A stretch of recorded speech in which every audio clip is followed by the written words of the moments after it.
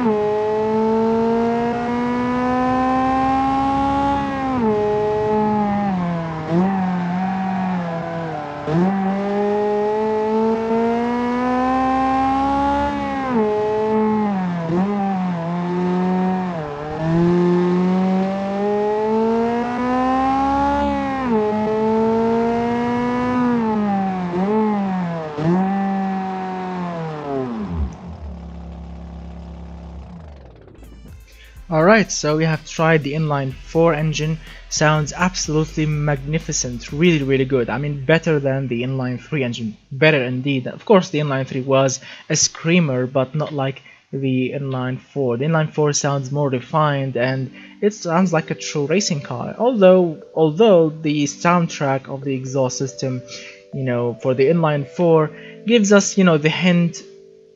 I'm not saying this is a race mobile with a fart cannon exhaust system, or, you know, with a fart cannon, whatever they call that stupid cheap muffler.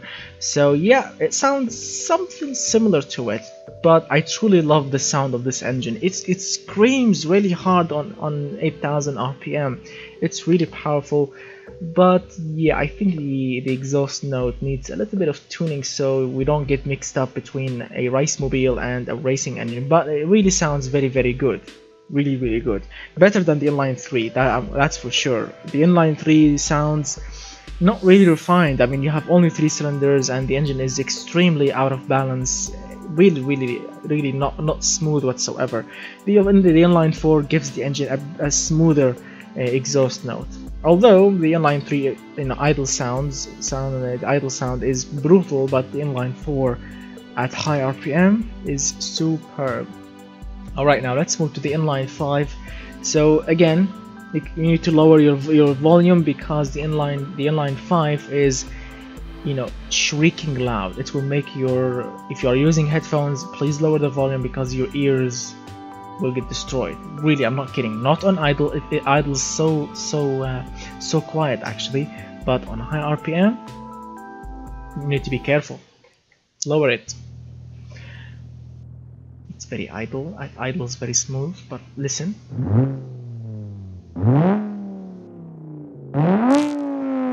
Oh my god.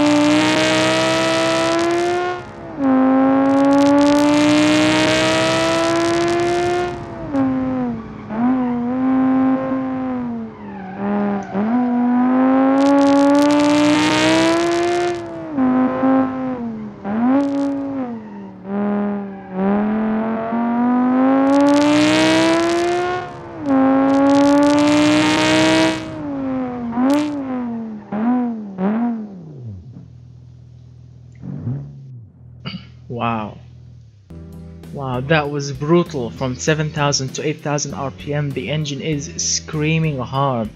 That was extremely brutal. Yes, I overcooked some of the corners. You know, I did go and reach the corners in a little bit high speed. That's why the car understeered. But the engine and the suspension tune and the steering is very precise. The suspension is working so perfect. So, but you need to learn, you know, what kind of speed you need to reach the corner. You know, because if you reach too quickly, the car will understeer and you will go into, you know, you will go off the road. But yeah, it's an amazing car to drive, and the gearbox is an amazing thing. It shifts really nicely. The torque points on the shifting and the shifting points are amazing. I mean, just you need to keep your foot hard down and shift at, you know, the top of the range of the RPM, or let's say on max RPM. That is amazing. I love the engines that can do this. shifted always on a high RPM. These engines that you are seeing today are these engines love to be revved to the moon. That's why they are amazing. Alright, so the car is working superbly. This is actually a 3-liter. This is a 3-liter inline-five engine, the same specs, 14.0 to 1 compression ratio, running on 12 on the air fuel ratio, something about 90 on the ignition timing, 95, something like this. Race intake manifold, -15 quality on the exhaust only. Alright, so now is the final one, the inline-six, the Eagle 6-cylinder Loud. This is actually the biggest engine. It's a 3.5 liter for the inline-six, making around 450 horsepower, naturally aspirated. Same specs, 14.1 to 1 is the compression ratio, 12 on the air fuel ratio, running on 100 on the ignition timing, and same internals, aluminum silicon cylinder heads and block. All-wheel drive, 6-speed gearbox, I think 6-speed or maybe 7-speed, I forgot. Alright, so it's very powerful, very quick. Lower your volume again. Alright.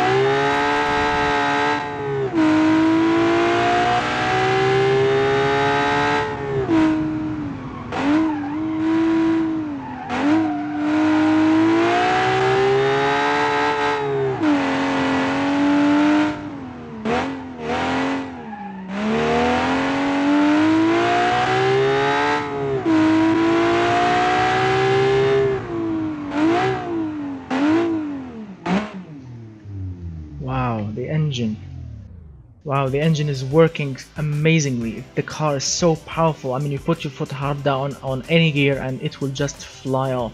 And check out how big the engine is. It's a 3.5 liter inline-six engine, naturally aspirated, making around 453 horsepower, running on 100 octane fuel, 14.1 to 1 compression ratio. So it's the best, I think, inline-six naturally aspirated, I mean, ever. Of course, I made better than this in the past, but this one is not a toy. It's an absolute amazing engine. Wow, and the gearbox is running amazingly. Of course, the first gear, some of you will be saying in the comment section, oh, the first gear speed is very low, you need to tweak the spacing or the final drive. But no, I don't want that, because this is a station wagon and I've tuned the gearbox to be, you know, not only sport, but to give all of the power, like if you want, for example, to tow something, although it's not really necessary. This is a racing engine, but I like to keep in mind that this is a station wagon, and yes, maybe someone will drive it. or maybe not, but that's why I tweaked the gearbox. I mean, if you want to start on second gear, you can start. Let me show you. Not only first gear, the second gear can work also be very fine. Look, so here you go, second gear.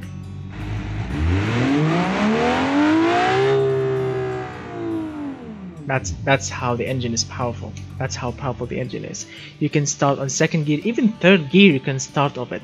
The engine is so torquey and so powerful, and the gear ratios are so amazingly well for this engine. I mean, the car is just shrieking of power and speed and oversteering on every corner because of the power of that engine. I truly love naturally aspirated engine because you have the power all the time. You don't need like to wait for the turbo to spool or the boost to kick in max. The power is available on any speed. Just put your foot hard down and let the engine do its magic. What an amazing machine. So which one is your favorite? Which one do you prefer best? The inline-three one, the inline-four, the inline-five, or the inline-six? Which one would you prefer? I mean, if you have the option and someone would give you, you know, if he's holding the keys for these 4 cars, which key would you pick? Yeah, I know. For me personally, I would pick the inline-6 because it's super powerful, super torquey. The engine sounds amazingly well. Of course, the inline-5 sounds much better, but I prefer this one because I prefer power over sound. I truly prefer power over sound. That's really amazing. It's really perfect. I would really love to go endlessly around the test track, but I need to get going to the hospital. So not for me. For my new nephew, my newborn nephew. That is really awesome. I can't wait to see him. Alright, so which one would you prefer best? Tell me what you think in the comment section below. Don't forget, if you enjoy the video, hit that like button, get subscribed, share the video if you want to share it, and of course visit my Patreon page. I'm gonna post some new things, some exclusive new things over there. Like if you want to get these cars are now available on my Patreon page. If you want to get the BeamNG file or the .car file, you will find them. Or actually no, I'm gonna put only the BeamNG file, so you can just grab the WinRAR file, put it in your BeamNG folder on your documents, and you can find this car and in your BeamNG game and drive it all day long. So thank you so much guys for watching. Wish me luck. I wish you all the luck, and I truly wish that you enjoy the video. So I'm gonna see you very soon with the loudest V engines. Yes, after this video I'm gonna keep the Eagle. This Eagle will never go away because I truly love the shape of it. It will always be all-wheel drive, and in the next video I'm gonna be making like the loudest V engines, the 6 engine, the V8, the V10, the V12, and of course the V16. It will be amazing, and then after it we will be going back to our roots for the roots of this car with the Boxer engines. So thank you so much for watching, and goodbye for now, my friends.